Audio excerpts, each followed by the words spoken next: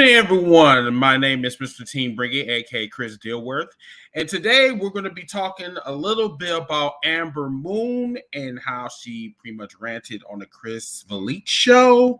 I'm here to give you my thoughts about it. I'm going to show you little clips, and we're going to have a nice little discussion about it.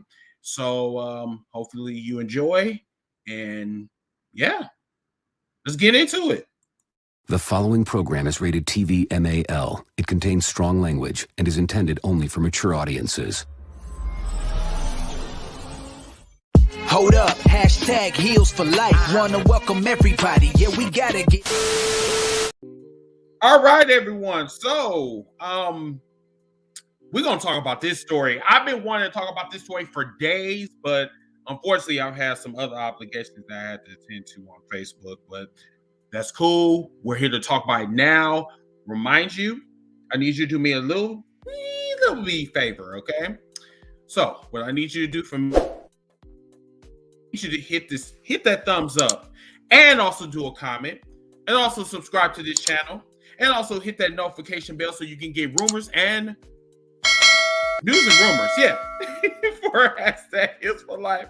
I'm sorry, I can't get my words right. So this the story of Amber Moon and why she decided not to re-sign with the WWE has been speculated for some time.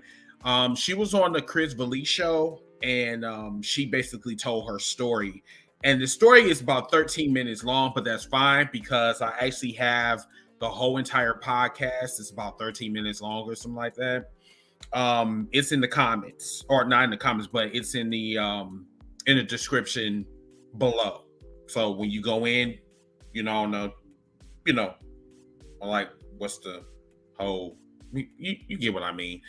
Anyway, just hit the link, and then you can hear the full entirety of the podcast. So I'm gonna give you a little sample, and then I'm gonna give you what I thought about the whole situation. So let's take a look.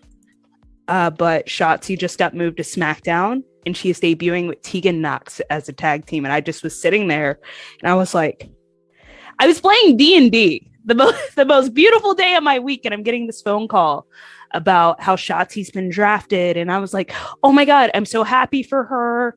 And then like the tag team thing popped out, and I was like, but we're the tag team and we have merch and we're doing fun things, and we had just finally gotten into our groove of the banter, and it was just like, but they're like, don't worry, we have stuff for you.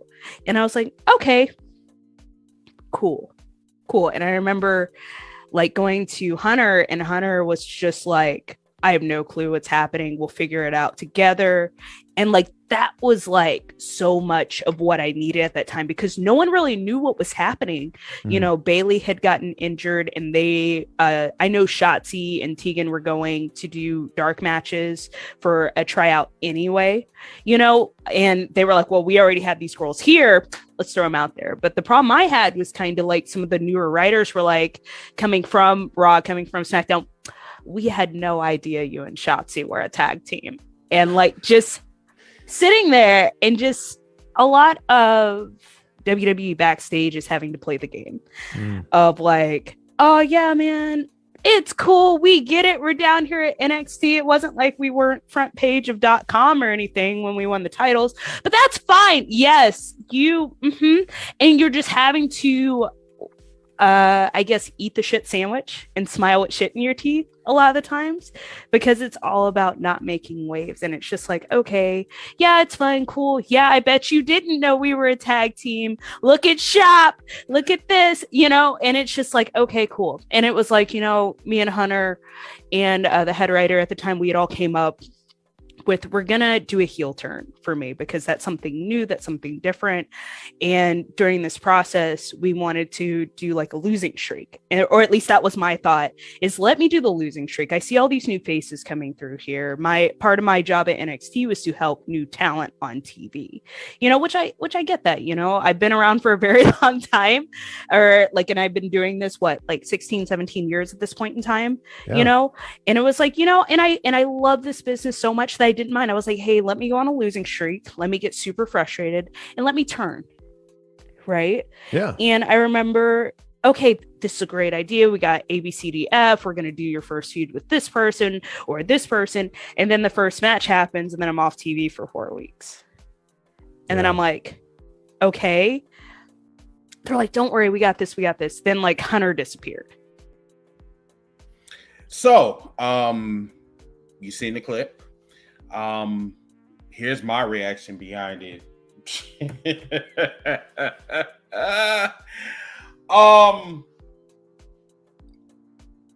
As I was watching the video, y'all, I got more upset because I kind of figured that this was going on behind the scenes. It don't really take a rocket scientist to know, what's going on, because like I said, the WWE has a track record when it comes to if the talent or if creative don't have anything for you, they take you off TV, and then they come up with this excuse that, yeah, we don't have nothing for you. We'll let you know. Now, Amber Moon was going through these phases, like for a 2-month span.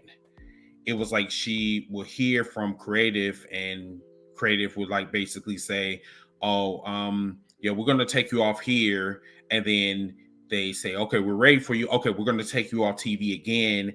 And then it was one point where Amber Moon was supposed to go heel. And then Vince McMahon, and then on top of that, this is just crazy. That's why I want y'all just to read. I'll just hear the whole entire podcast, because it was just crazy. But it was real bogus that when she was getting ready to do her heel turn, I think this was on 205 if I'm not mistaken. She was going to dye her hair, and I believe that the where she get all the ingredients and where she get her hair, she said it was very expensive, and but the person that she always go to, went out of business because due to COVID, and she spent at least about maybe 8 hours dyeing her hair. So, and then also they was getting the video clips and all the other shit, together. But then once she get ready to come on TV, one of the creative writers told her that, wait, hold up. Before you put all this together, Vince McMahon wanted me to tell you that you're off TV indefinitely.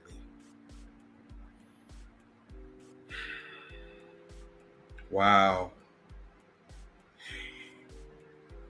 In that interview, I could feel her pain.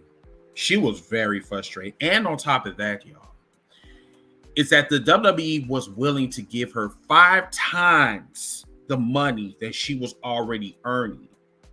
5 times the money. And on top of that, she wasn't doing anything. So it kind of goes to show you that the WWE does not appreciate talent whatsoever, unless you're Roman Reigns, unless you're related to him, unless you're the favor of the month, hashtag theory, hashtag Cody. But I'm not throwing shade or anything, but I'm just like trying to really figure out what is going on there. What is going on? Because my whole thing is like, why would you knew that you was not going to have plans for this individual. I mean, y'all come up with storylines like what? 3 years out, 5 years out? I mean, come on now.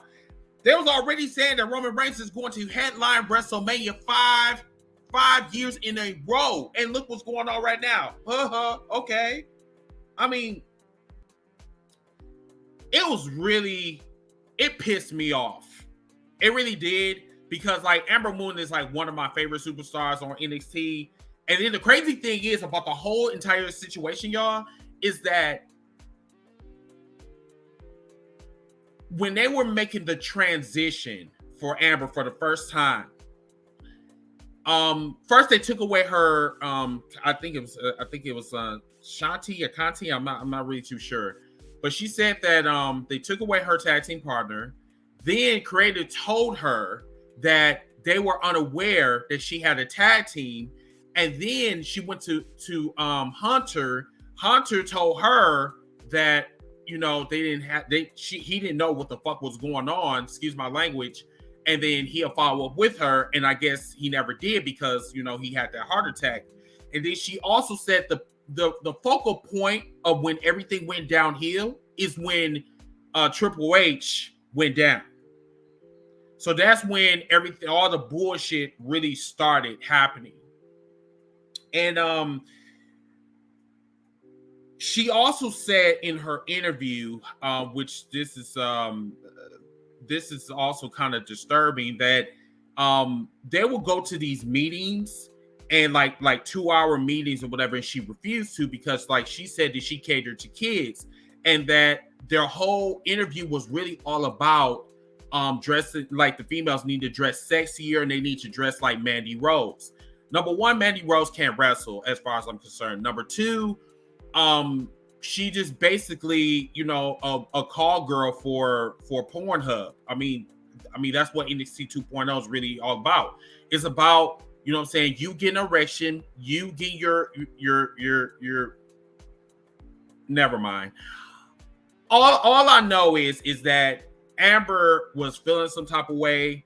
She even said, I mean, even all the money they were throwing at her, she still did not want to sign. And she just, like, she felt that, you know, the WWE disrespected her. They misled her. You know, they led her astray. They was giving her all of the flowers and shit. And then the top boss, the cancer of the WWE, Vince McMahon, tells her that you're going to be off TV indefinitely. Now, if you was in her situation, how would you feel?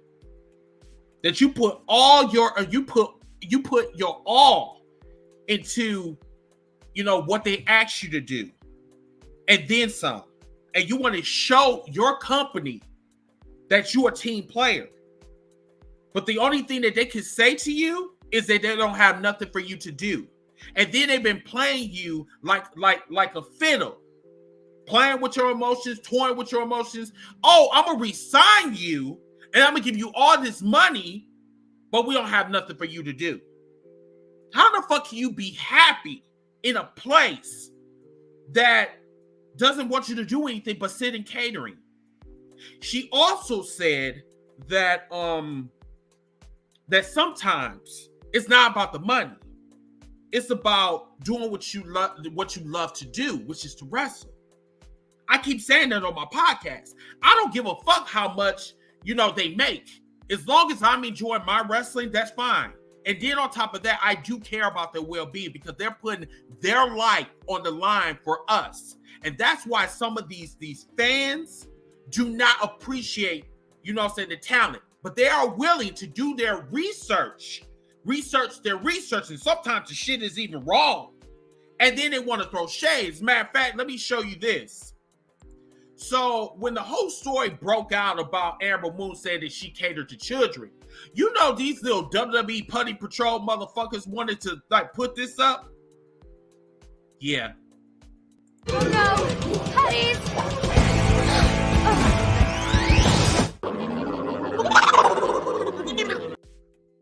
So I guess they were, you know, trying to do something or trying to prove a point. Well, when she was wearing this, she was in the Indies. So that's irrelevant. Then they try to put this up and try to say, oh, well, she's catering to children, but she's looking like this. Her indie name is Athena. But a lot of folks don't really know that, but they don't take the time to Google. And like they say, knowledge is power. Google is your best friend. But, you know, instead of doing all of that, they just want to be shady. And that's why I don't really understand about wrestling fans. I mean, you can go all the way back into the 1950s and you can say, well, this is such and such happened or whatever. But then when it comes to actually, you know, looking up the information that's relevant to the star that you're trying to shade, you say inaccurate information. Then when people come for your scalp, then you be sitting there looking stupid. With the whole Amber Moon situation, I highly respect her. I hope one day I interview her because I really want to get into I want to get into her psyche. Now, I'm not saying that Chris, you know, Malik didn't do a good job, because he did. He did an awesome job. I love the interview. But my whole thing is that I want to ask her, like, the tough questions. I want to ask her, do she feel value as a black woman? Like when she went to the main roster? I mean, because like when she was in NXT, she was one of the baddest bitches on there. But when she went up to the main roster, and this always happened, Finn Balor, let me see. Yeah, Finn Balor, Amber Moon, Sami Zayn, a lot of these cats that went from the NXT. Oh, Aleister Black. There's a couple of them. There's a lot of them that actually tried to trade. They were big stars. Oh, yes. Ricochet. I mean, the list goes on and on and on and on and on. And there's a problem with this, but no one wants to talk about it. And that is why I want to bring up the tough questions. I want to see what's going on. I'm tired of speculating. I want to hear from the horse's mouth. What's good in the WWE? I mean, because like I said, hey, listen, I know some of y'all going to talk about AEW. I get it. Y'all want to do that, like, you know, but guess what? We're on different sides of the coin. We're all wrestling fans. The only difference is that you represent a fucking company that is hypocritical. So that's all I got to really say about that. Like, you know, I just really feel for Amber Moon. And I really believe that, you know what I'm saying, y'all fans that were trying to prove a point about her, you know, it kind of like y'all was borderline slut shaming, if you will. And I just think that you're really disrespectful for that. And you really need to give her props. And by the way, Moon, girl, your Eclipse Stone Cold Stunner is one of the most beautiful moves I've ever seen in my fucking life. I just want to just put that as a side note. But everyone, that's all I have for this on this rumors and news for #Heels for Life. Once again, if you want to find us, if you want exclusive news and rumors from #Heels for Life, hit that thumbs up and also a comment, and then subscribe. And then hit that notification bell for news and rumors for #Heels for Life exclusively on #Heels for Life. And it's just as simple as 1, 2, 3. Until that time, I'm your host, Mr. Team Bring It, aka Chris Dilworth. You have a wonderful day.